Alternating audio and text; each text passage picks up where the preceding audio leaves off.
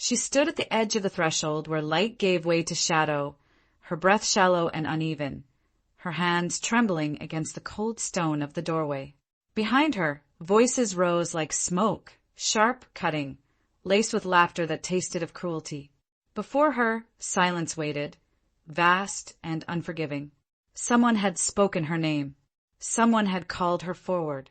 And in that moment, suspended between shame and something she could not yet name, she felt the world tilt on its axis, not with violence, but with the slow, inevitable pull of a truth too long buried.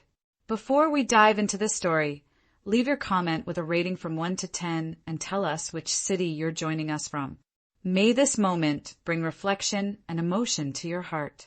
Underscore.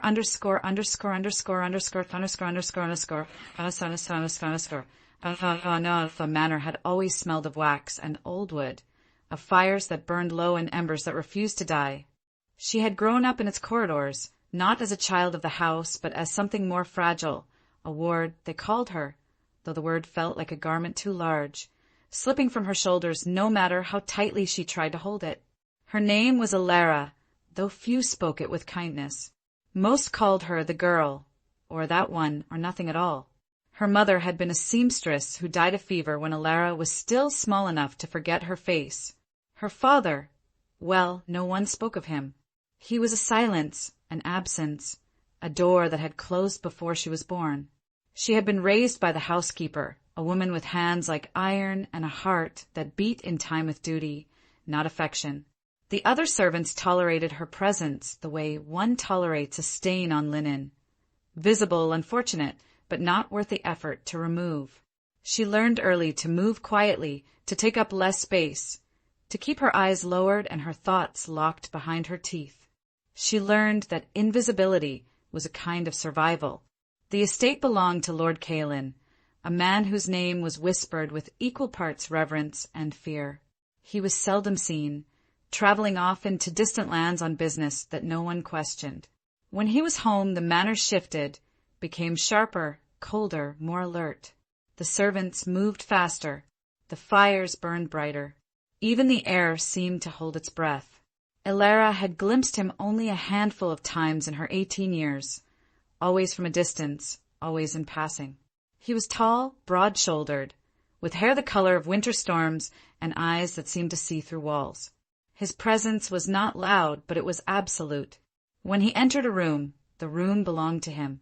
She did not think he knew she existed, until the day he stopped in the corridor and looked at her.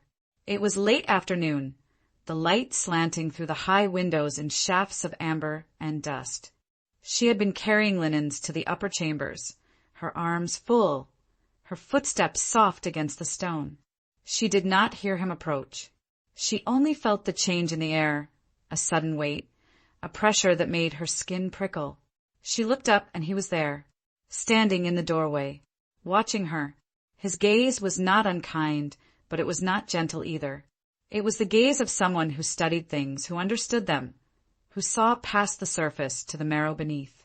She froze. Her heart stuttered in her chest like a bird striking glass. For a moment, she forgot how to breathe. He said nothing. He simply looked at her, his expression unreadable, and then he turned and walked away, his boots echoing down the hall like a slow, deliberate drumbeat. That night, she could not sleep. She lay in her narrow bed in the servants' quarters, staring at the ceiling, feeling the weight of that gaze still pressed against her skin. She told herself it meant nothing. She told herself she was foolish, but her body did not believe her. Her pulse raced. Her hands shook. Something had shifted, though she could not name it. The following morning, she was summoned to the grand hall. She had never been summoned anywhere. Servants were not summoned. They were ordered, dismissed, forgotten.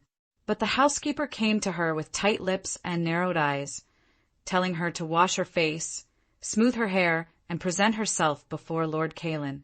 No explanation, no kindness, just the cold command and the even colder look that said, "Whatever this is, do not shame us." The grand hall was a cathedral of shadow and light. High ceilings vaulted overhead, painted with scenes of stars and ancient battles. Tapestries hung along the walls, their colors faded but still proud. At the far end of the room, beneath a window that framed the gray sky like a portrait, stood Lord Callan. He was dressed in black, as always, his coat long and tailored, his hands clasped behind his back. He did not turn when she entered. He did not acknowledge her at all. She stood at the threshold, uncertain, her heart pounding so loudly she was sure he could hear it. The silence stretched. The air grew heavier. She wanted to speak, to ask why she was there, but her voice had abandoned her. Finally he spoke. "You have lived in this house for how long?" His voice was low, smooth, like the surface of deep water. She swallowed. 18 years, my lord. And yet I have only just learned your name. She did not know what to say to that. She said nothing. He turned then, slowly, and his eyes found hers across the vast expanse of the hall. She felt the impact of his gaze like a physical thing, sharp, penetrating, inescapable. "Elara," he said, and her name in his mouth sounded like something ancient, something sacred, something she had never heard before. "Yes, my lord." "You are not a servant." She blinked, confused. "I am, my lord. I work in the—" "You are not a servant," he repeated, his tone firmer now, brooking no argument. "You are a ward of this house. You are under my protection. You always have been." The words did not make sense. She had scrubbed floors, mended curtains, carried water, and emptied chamber pots. She had been invisible, insignificant. How could she be anything else? He took a step toward her, and the distance between them seemed to collapse. "Your father," he said quietly, "was my brother." The world tilted. Her breath stopped. Her vision blurred at the edges. She heard the words, but they were foreign, impossible. "Your father was my brother." She shook her head, a small, helpless motion. "I know. I was told." "You were told nothing," he said, his voice cutting through her confusion like a blade through fog. "Because it was easier that way. For them. Not for you." She felt the floor beneath her feet, solid and cold, but she could not trust it. "Why?" Her voice cracked. She tried again. "Why tell me now?" His expression softened, just barely, like the easing of frost at dawn. "Because you are no longer a child, and because the world beyond these walls is not kind to women without names, without protection, without power.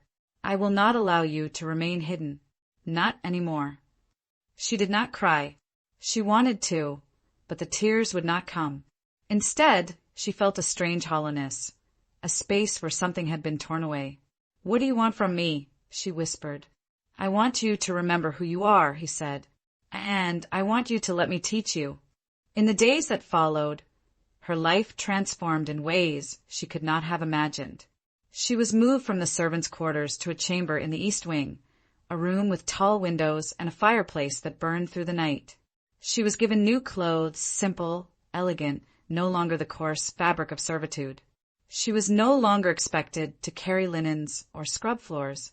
Instead, she was expected to sit at the long table in the library while Lord Callan taught her to read the old texts, to understand the maps, to speak the languages of traders and scholars. He was patient, though his patience had edges. When she stumbled over a word, he corrected her without cruelty, but without coddling. When she asked questions, he answered them fully, as though her curiosity mattered. She had never been treated this way, never been seen as someone capable of learning, of growing, of becoming. But the household did not share his view.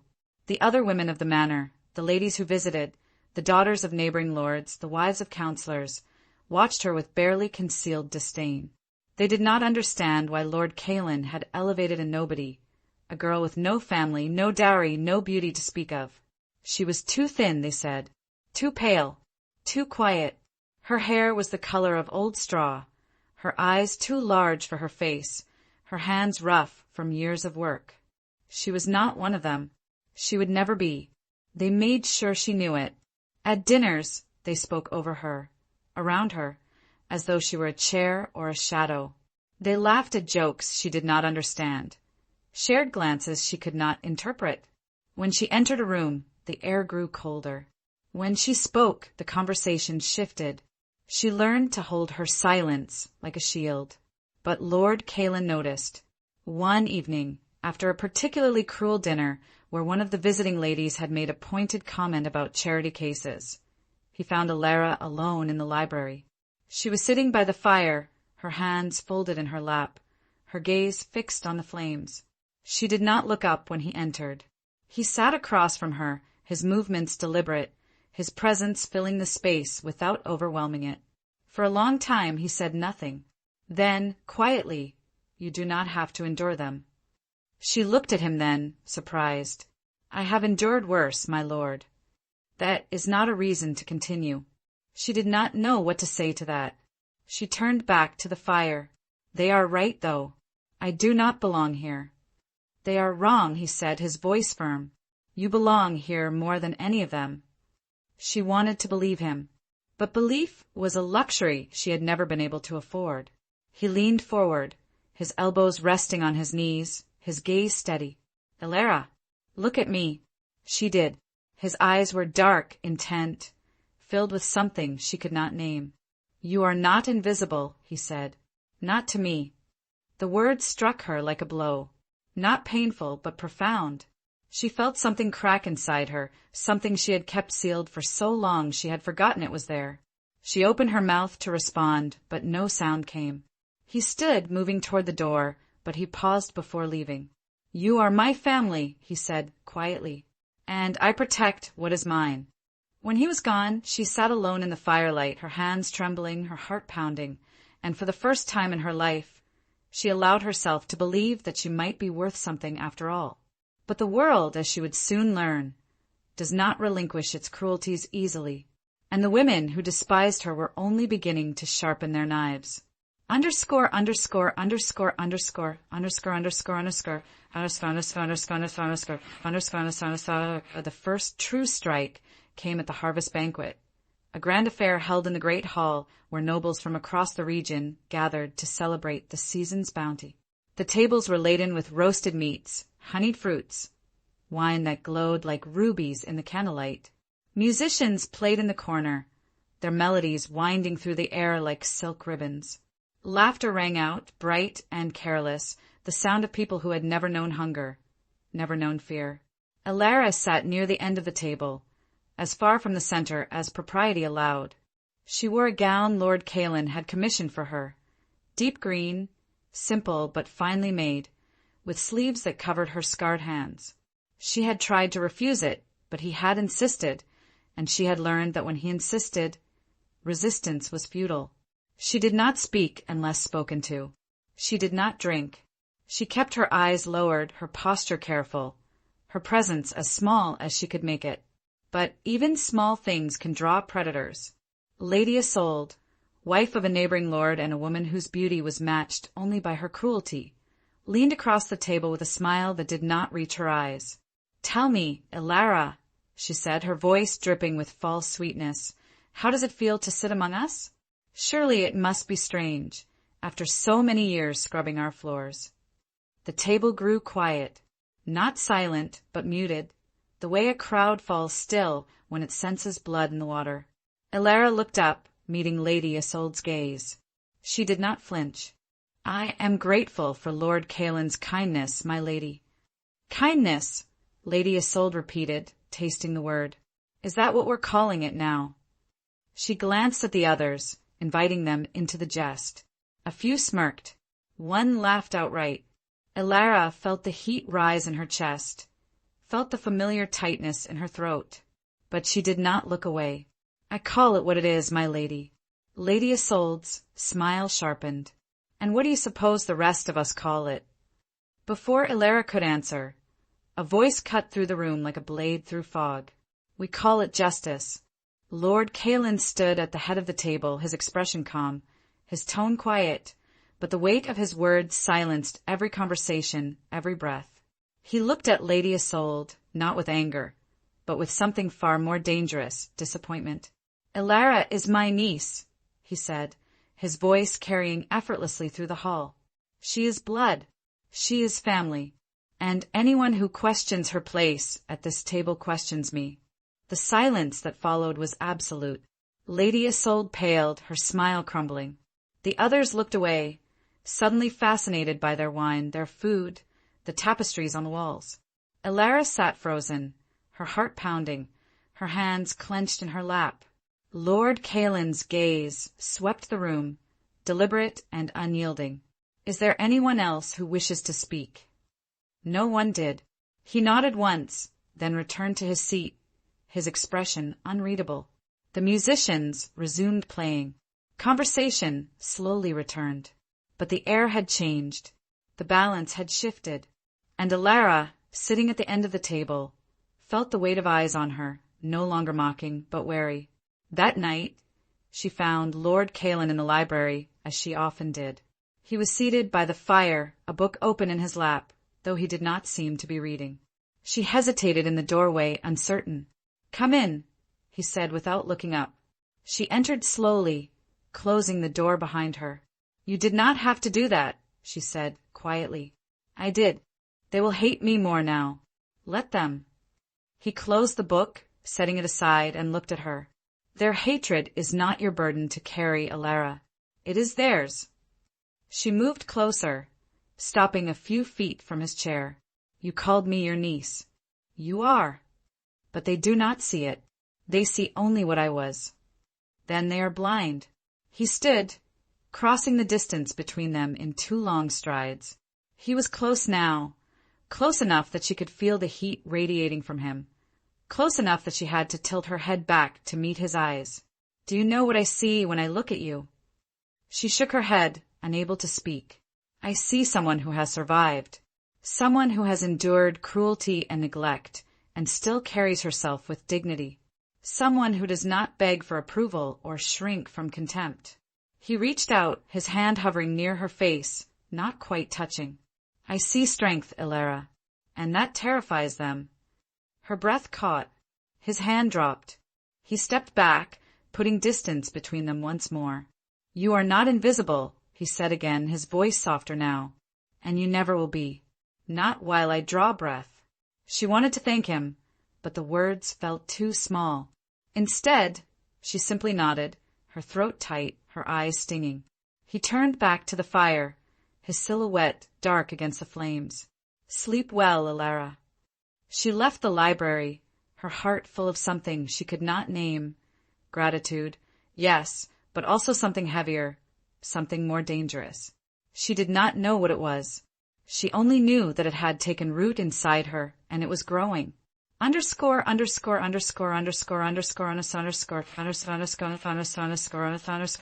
winter came early that year, sweeping down from the mountains with teeth of ice and breath that froze the rivers. The manor grew colder, quieter, the fires burning higher to ward off the chill. The visitors left, returning to their own estates before the roads became impassable. The household settled into a kind of stillness, a hibernation of stone and shadow. Elara spent her days in the library, learning. Lord Kaelin had given her access to texts she had never imagined existed. Histories of distant kingdoms, treatises on philosophy, collections of poetry that made her chest ache with their beauty. She read voraciously, hungrily, as though words could fill the hollow spaces inside her. And always Lord Kaelin was there, not hovering, not instructing, but present. He would sit across from her, working on his own correspondence, and the silence between them was comfortable, companionable. Sometimes he would glance up and find her staring at a page, her brow furrowed in concentration, and he would smile, a small, private thing that she was not sure she was meant to see. She began to notice things about him. The way he moved, deliberate and unhurried. The way his voice softened when he spoke to her, losing the edge it carried with others. The way his eyes lingered on her sometimes, as though he were trying to solve a puzzle he could not quite grasp. She told herself it meant nothing. She told herself he was simply kind, simply dutiful. But her body betrayed her. Her pulse quickened when he entered a room. Her skin prickled when he stood too close. Her thoughts strayed to him in the quiet moments before sleep, and she hated herself for it. He was her uncle, her guardian, her protector. She had no right to feel what she felt. But feelings, she was learning, did not care about rights. One evening, as snow fell soft and silent beyond the windows, He asked her to walk with him. She agreed, wrapping herself in a thick cloak, and together they ventured into the courtyard. The world was white and still, the air sharp enough to sting her lungs. Their breath misted in the cold. They walked without speaking, their footsteps crunching in the snow. He led her to the garden, where the bare trees stood like sentinels, their branches etched black against the pale sky. "I used to come here with your father," he said suddenly, "when we were boys." He loved the garden, said it was the only place in the world where he could think. She looked at him, surprised. He so rarely spoke of his brother. What was he like? Lord Caelan was quiet for a long moment, his gaze distant. He was gentle, he said finally, too gentle for this world. He cared too much, loved too freely. It made him vulnerable. Is that why he left? No, his jaw tightened. He left because he fell in love with someone he should not have, someone the family deemed unworthy. And when they forbade the match, he chose her over them. Ilara's chest tightened. My mother. Yes. And they cast him out. They did. His voice was hard now, edged with old anger. And I did nothing to stop them. She turned to him, startled. You were a child. I was old enough to know it was wrong, old enough to speak, but I stayed silent. He looked at her then, and there was pain in his eyes, raw and unguarded. I have carried that silence for 18 years, Ilara. And when I learned he had died, when I learned you existed, alone and forgotten, I swore I would not make the same mistake again. She did not know what to say. She reached out, her hand finding his, her fingers cold against his warmth. You have honored that promise, she said softly. You have given me more than I ever dreamed possible. He looked down at their joined hands, his expression unreadable. Then, slowly, he lifted her hand to his lips and pressed a kiss to her knuckles, a gesture so unexpected, so tender, that it stole the breath from her lungs. You deserve more than dreams, he said quietly. You deserve the world. He released her hand and stepped back, his face closing once more. We should go inside. The cold is too much. But as they walked back to the manor, Ilara felt warmth spreading through her, starting where his lips had touched her skin and radiating outward, chasing away the chill. And she knew, with a certainty that both thrilled and terrified her, that she was lost. Underscore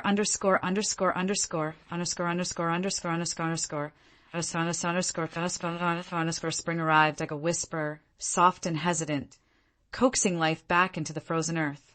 The snow melted, the river swelled, and the garden, her father's garden, bloomed with riotous color. Ilara spent hours there, walking among the flowers, breathing in their fragrance, feeling the sun on her face. She was not alone. Lord Caelan often joined her, though he seemed content simply to walk beside her in silence. They did not speak of what had passed between them in the snow.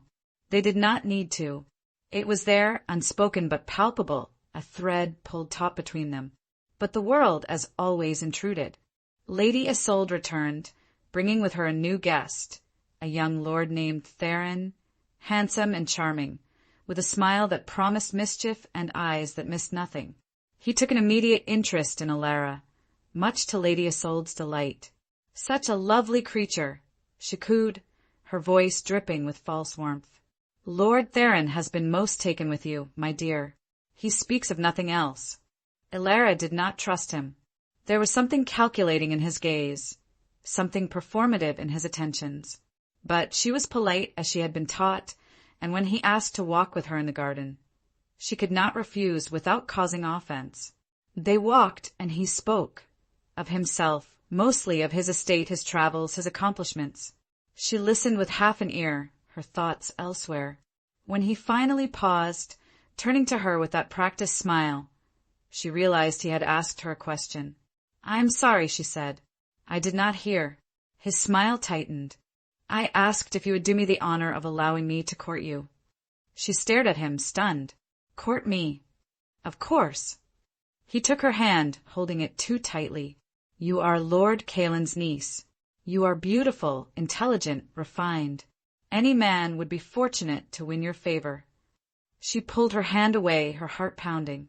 I am flattered, my lord, but I cannot accept. His expression darkened. Cannot, or will not? Both. May I ask why?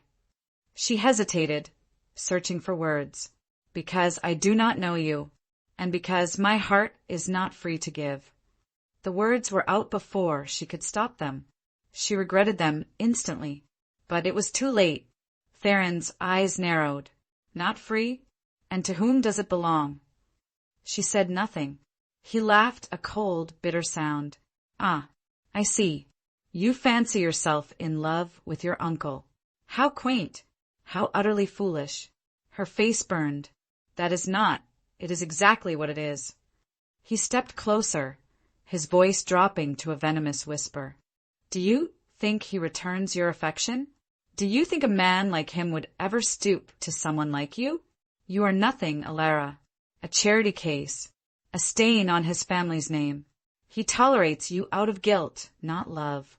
The words struck her like blows, each one landing with precision, reopening wounds she had thought healed.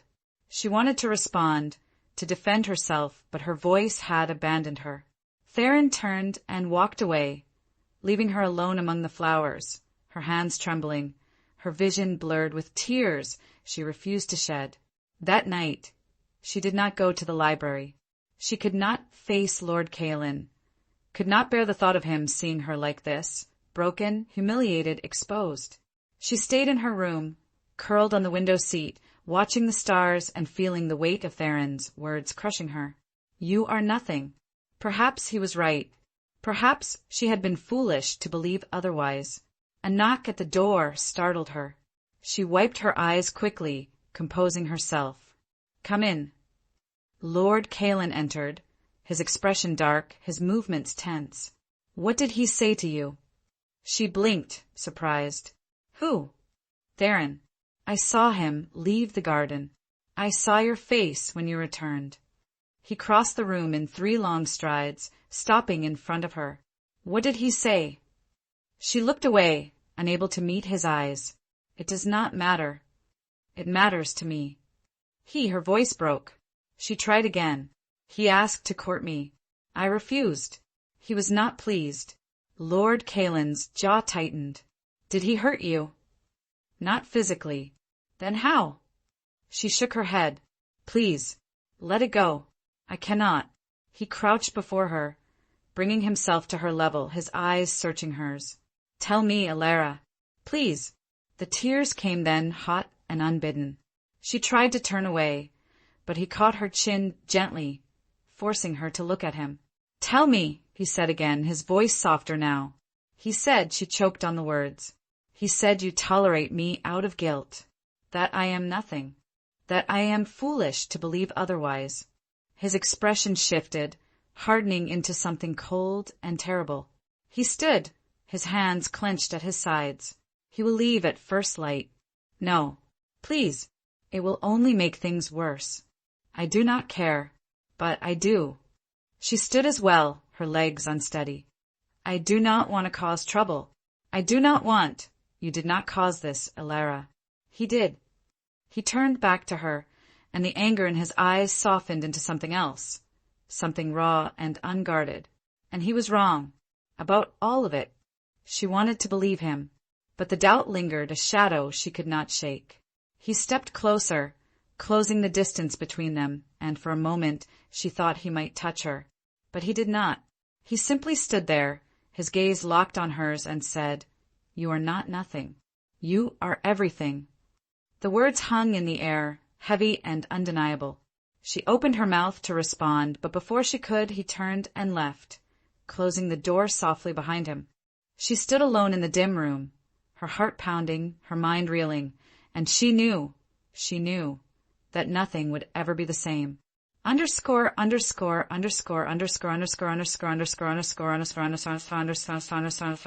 did leave at first light, but not quietly. He made sure the entire household knew he had been insulted, dismissed without cause, treated with disrespect.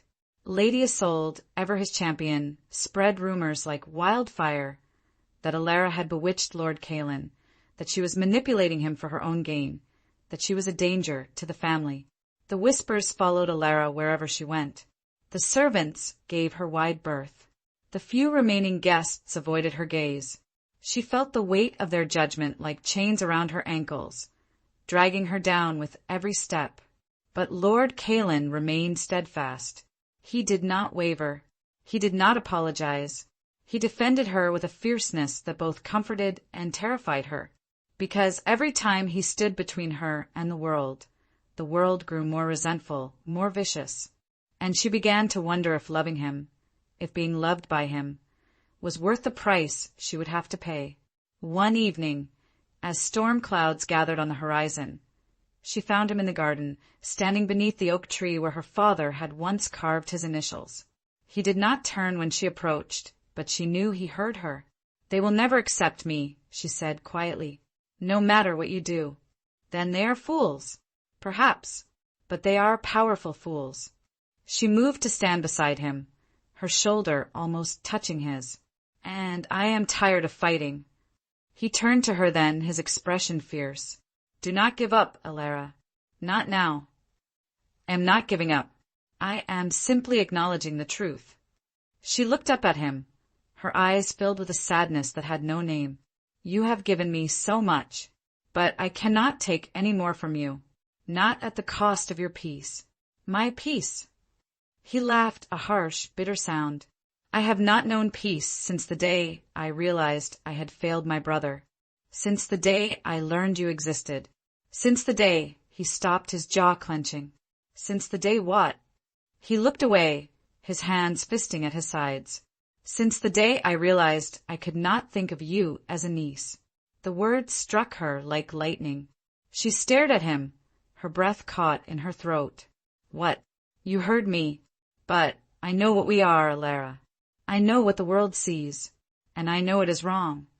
He turned back to her, and the anguish in his eyes nearly broke her. "But I cannot change what I feel. I have tried. God knows I have tried. But every time I see you, every time you speak, every time you breathe," he stopped, shaking his head. "I am damned, Alara, and I cannot seem to care." She could not move, could not speak, could only stand there, the world spinning around her, as he laid his heart bare. "I do not ask anything of you," he continued, his voice quieter now. "I do not expect you to return what I feel. I only ask that you understand, that you know, you are not alone in this." The first drops of rain began to fall, cold and sharp. She looked at him, this man who had given her everything, who had seen her when no one else had, who carried his own guilt and pain like armor. And she made her choice. She closed the distance between them, rising on her toes, and pressed her lips to his. For a heartbeat he did not move. Then his hands found her waist, pulling her closer, and he kissed her back with a desperation that matched her own. The rain fell harder, soaking through their clothes, but neither of them cared. The world could burn, and they would not have noticed. When they finally pulled apart, breathless and trembling, he rested his forehead against hers. "This changes everything," he whispered. "I know. We cannot take it back. I do not want to." He pulled her close, wrapping his arms around her, and she felt safe, truly safe, for the first time in her life. But safety, she would soon learn, was an illusion, and the storm that had been gathering on the horizon was only just beginning to break. Underscore of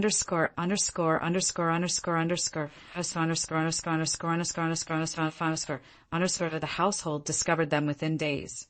A servant saw them walking hand in hand in the garden. Another glimpsed them through a window, standing too close, speaking too softly. The rumors, already vicious, became venomous. Lady Isolde led the charge, her voice dripping with righteous indignation. "It is unnatural," she declared to anyone who would listen. "A guardian and his ward, an uncle and his niece. It is a perversion, a sin against God and nature." The church was called. The council was convened. Accusations were hurled like stones. Lord Callan stood before them all, his expression calm, his voice steady, and defended their love with a logic that could not be refuted. "She is not my blood niece," he said. "Her father was my half-brother, born of a different mother. There is no shared blood between us. No law, divine or mortal, forbids our union. The council murmured. The priest frowned. But no one could deny the truth of his words. Then why hide it? Lady Isolde demanded. Why the secrecy if there is no shame? Because the world, Lord Callan said coldly, is not kind to those who defy its expectations, and I would spare her your cruelty for as long as possible. The room fell silent. Lady Isolde's face flushed with fury, but she had no response. The council, reluctantly, ruled in their favor. There was no legal impediment, no moral transgression. They were free to marry if they chose, but the damage was done. The household was divided. Half the servants left, unwilling to serve a tainted house. The neighboring lords withdrew their support. The invitations stopped coming. The name of Callan, once spoken with reverence, was now whispered with scandal. And through it all Alara stood beside him, her head held high, her hand in his, refusing to bow to the judgment of those who had never seen her as anything more than a shadow. They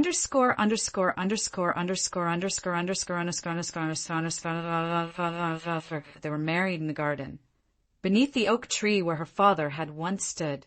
There were no guests, no fanfare, no celebration. Just the two of them, a priest who had known Lord Callan since boyhood, and the spring breeze that carried the scent of blooming roses. When the priest pronounced them husband and wife, Lord Callan, now simply Callan, cupped her face in his hands and kissed her with a tenderness that made her knees weak. You are mine, he whispered against her lips, and I am yours. Let the world say what it will. She smiled, tears streaming down her face. Let it say what it will. They lived quietly after that, rebuilding their lives piece by piece. The manor, once filled with noise and cruelty, became a sanctuary, a place of books and firelight, of laughter and whispered conversations, of love that had been forged in the crucible of judgment and emerged unbroken. The world outside their gates remained cold, unforgiving. But within the walls of their home they built something the world could not touch, a refuge not just of stone and mortar, but of acceptance, of belonging, of seeing and being seen. Alara no longer walked with her eyes lowered. She moved through the halls with the same quiet dignity she had always carried, but now it was anchored by something unshakable, the knowledge that she was loved, not in spite of who she was, but because of it. She began to write, filling journals with stories and observations, with reflections on pain and resilience. Callan would find her sometimes in the library at dawn, her hand moving across the page, and he would simply sit beside her, reading his own texts, content in the shared silence. The seasons turned. Summer blazed through the valley, filling the garden with the drone of bees and the heavy sweetness of honeysuckle. Autumn followed, painting the trees in shades of copper and gold. And with each passing month, the whispers beyond the manor gates grew quieter, replaced gradually by grudging acceptance. The world, it seemed, had grown bored with their scandal and moved on to fresh gossip, fresh targets. But not everyone had forgotten. It was late autumn when the letter arrived, sealed with wax the color of dried blood. Callan read it in his study, his expression darkening with each line. When he finished, he set it down carefully, his hands perfectly still, though Alara could see the tension coiled in his shoulders. "What is it?" she asked, moving closer. He did not answer immediately. He stared at the letter as though it were something venomous, something that might strike if he looked away. Finally, he said, "My father is dying." The words hung in the air, heavy and strange. Callan had never spoken of his father, the man who had cast out his brother, who had allowed a child to grow up forgotten and unnamed. Alara had imagined him as a monster, a figure of pure cruelty. But the look on Callan's face suggested something more complicated, grief tangled with anger, obligation wrestling with resentment.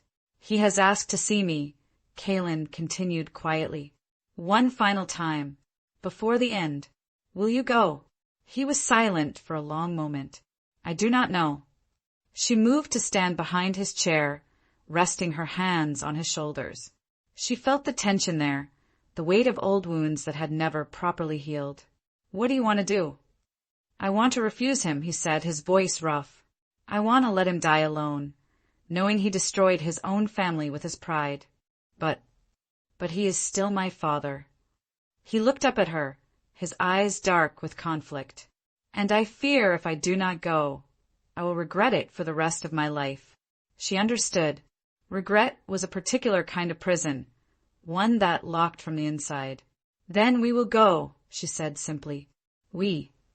"Yes, together." He turned in his chair, looking up at her with an expression that was part surprise, part gratitude, part something deeper she could not name. "You would do that? Face him? After everything?" "You have faced the world's judgment for me," she said softly. "I can face one dying man for you." He stood, pulling her into his arms, and held her as though she were the only solid thing in a world that had turned to water. They left 3 days later, traveling north to the ancestral estate Kaelin had not seen in nearly 20 years. The journey took a week, through countryside that grew progressively bleaker, the trees bare and skeletal, the sky a perpetual gray. The estate itself rose from the mist like a monument to old wealth and older sorrows. Vast, imposing, beautiful in the way ruins are beautiful, haunted by what they once were. The servants who greeted them were ancient, moving with the slow deliberation of people who had served the same family for generations. They looked at Kaelin with recognition that bordered on reverence, and at Alara with carefully blank expressions that told her nothing and everything. Lord Aldrich, Kaelin's father, was in the East Tower, they were told, bedridden, waiting. Kaelin climbed the stairs alone, his footsteps echoing in the stone stairwell. Alara waited in the hall below, standing by a window that overlooked the estate's gardens, now winter dead and colorless. She did not know how long she stood there, watching the gray light fade into grayer twilight, before Kaelin returned. His face was pale, his eyes distant. He said nothing, simply took her hand and led her to the chambers they had been given. A suite of rooms that must have been his as a boy, though all traces of childhood had been scrubbed away, leaving only austere elegance. That night he held her close in the darkness, his face buried in her hair, and she felt wetness on his cheeks, though he made no sound. She did not ask what had passed between him and his father. She simply held him, offering the only comfort she could, her presence, her warmth, her refusal to let him face his grief alone. The old lord died 3 days later, just before dawn. Kaelin was with him at the end. When he emerged from the tower room, he looked older somehow, as though the weight of inheritance had settled on his shoulders all at once. "He spoke of your father," Kaelin told her later, as they stood in the library overlooking the estate grounds. In the end, when the pain made him honest, he spoke of him. He said, his voice caught. He said he had been wrong.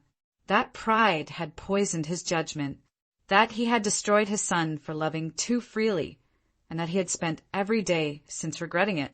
Alara felt something shift in her chest, a loosening of a knot she had not known was there.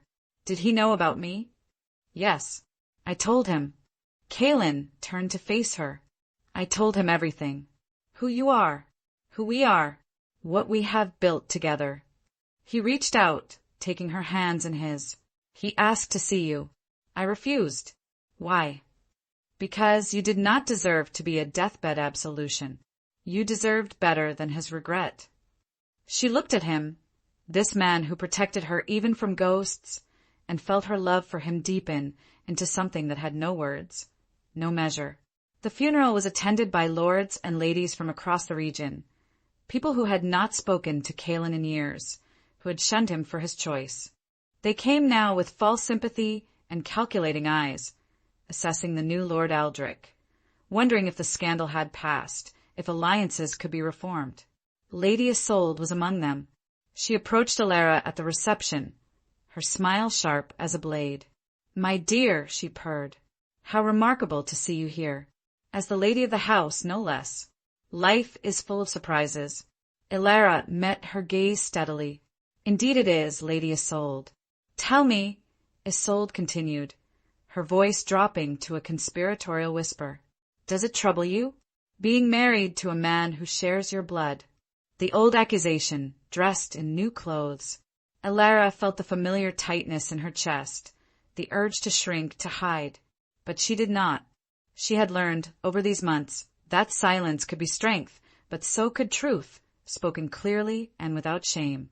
"He does not share my blood," Elara said calmly. "But even if he did, Lady Isolde, it would matter very little. Because I have learned that family is not always blood, and love is not always convenient. I have learned that the judgment of small minds makes poor law. And I have learned," she paused, holding Isolde's gaze, "that the people most concerned with others' private happiness are usually the most unhappy themselves." Lady Isolde's face went white, then red. She opened her mouth, but no words came. Elara smiled, a small, genuine smile that held no malice, only pity. Then she turned and walked away, moving through the crowd of mourners with her head high, her step sure. She found Calin on the terrace, standing alone in the cold air. He looked up when she approached, and something in his expression softened. "You are trembling," he said, pulling off his coat and draping it around her shoulders. "I'm not cold," she said, but she was trembling, not from fear or chill, but from the strange exhilaration of having finally, fully, claimed her own voice. "What happened?" "I spoke," she said simply, "and I did not apologize." He smiled then, that rare, full smile that transformed his face. "Good." They stood together on the terrace, watching the sun set over the estate that was now theirs, this monument to old sorrows and older pride. Tomorrow they would return home, to the manor where they had found each other, where they had built their life. But tonight they stood in the ruins of the past, and they did not flinch. "Do you regret any of it?" she asked quietly. "The scandal? The loss of reputation? Everything you gave up?" He turned to her, cupping her face in his hands, his thumb tracing the line of her cheekbone. "I gave up nothing," he said. "I gained everything." She leaned into his touch, feeling the truth of his words settle in her bones. They had lost the approval of a world that had never seen them clearly, but they had found something infinitely more valuable, each other, fully and completely, without masks or pretense. And that, she thought, was worth any price. They returned home as winter tightened its grip on the land. The manor welcomed them back like a living thing, fires crackling in the hearths, the familiar scent of old books and beeswax filling the air. They fell back into their rhythms, mornings in the library, afternoons in the garden when the sun broke through the clouds, evenings by the fire with wine and quiet conversation. But something had shifted. The weight Calin had carried for so long, the guilt over his brother, the anger at his father, had eased, not disappeared, but softened into something more like sadness, more like acceptance. And in that space, new things could grow.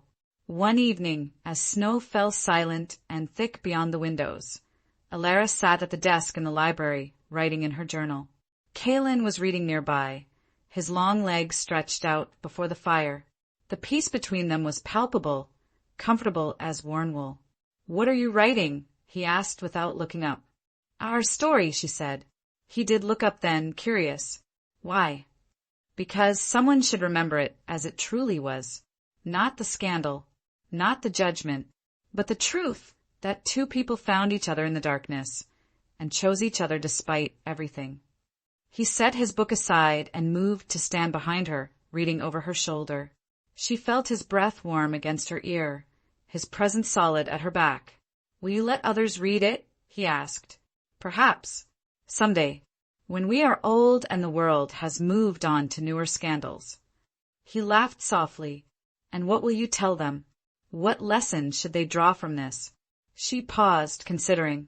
That love is not always convenient or acceptable. That sometimes the right choice is the hard one. That family can be found, not just born. That we all deserve to be seen, truly seen, by at least one person in this world. She turned to look up at him.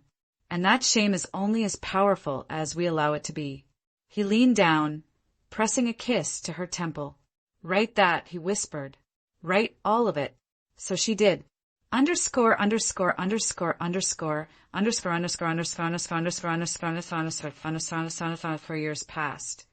measured not in grand events, but in small, accumulating joys. The garden flourished under Alara's care, becoming renowned throughout the region for its beauty. Travelers would sometimes stop to admire it through the gates, and Alara would invite them in, offering tea and conversation without pretense or pride. Slowly, carefully, the world softened toward them. Young people, especially, sought them out, outcasts and misfits, people who had been rejected by their families or their communities for loving wrongly, for being different, for refusing to fit into the narrow boxes society demanded. Kaelin and Alara welcomed them all, offered them sanctuary and wisdom born of their own struggles. Their home became a refuge, a place where people could shed their shame and simply be, where the girl who loved another girl could speak freely, where the boy who felt like a stranger in his own skin could find acceptance, where the widow who had married for love against her family's wishes could rebuild her life. And Alara, who had once been invisible, became a beacon. She aged gracefully, her hair silvering, her face lining with the marks of laughter and thought. Kaelin aged beside her, his strength enduring, his love constant as the northern star. They never had children of their own, but they raised countless others in spirit, offering guidance, shelter, and the simple revolutionary act of unconditional acceptance. On their 20th anniversary, they stood together in the garden, beneath the oak tree where they had married, where her father had once carved his name. The evening was soft, golden, the air filled with the scent of roses and the distant sound of birdsong. "Do you remember," Kaelin said, "the night you kissed me in the rain?" She smiled. "I remember everything." "I was afraid," he admitted, "not of the scandal, not of the consequences, but of losing you, of this somehow ending. Are you still afraid?" He looked at her, this woman who had transformed from shadow to light, and shook his head. "No, because I know now that what we have cannot be taken. It can only be given away, and I will never give it away." She took his hand, lacing her fingers through his. "Neither will I." They stood in silence as the sun set, painting the sky in shades of amber and rose. Somewhere in the house, guests were arriving for the small celebration they had planned. Not a grand affair, but an intimate gathering of the people who had become their family, chosen and cherished. But for this moment they were alone, standing in the garden where her father had once dreamed of love, where his brother had learned to honor that dream, where two people had defied a cruel world and built something beautiful in defiance. The past was behind them, healed as much as any past can be. The future stretched ahead, uncertain but unafraid. And the present, this moment, this sunset, this held hand, was enough. It had always been enough.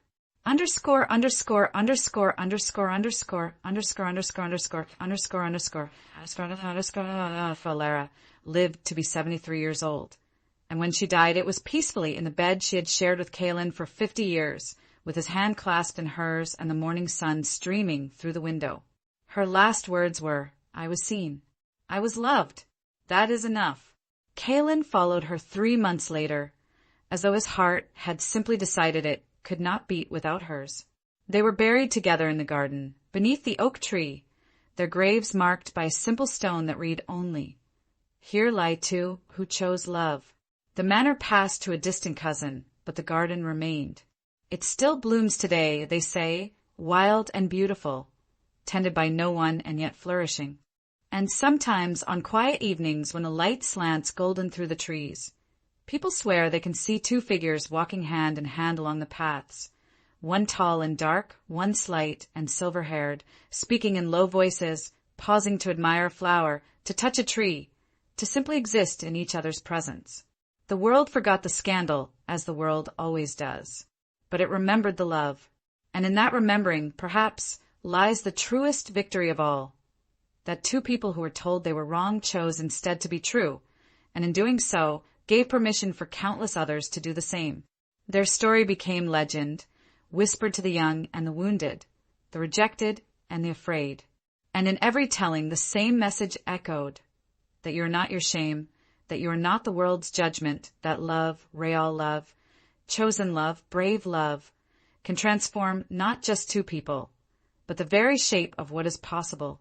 And so they lived, and so they died, and so they remain, not as cautionary tale, but as testament. to being seen, to being loved, to being finally and fully enough. Yendi, if this story found a mirror in your soul, leave your comment and share. Sometimes, what hurts in us is what makes us most human.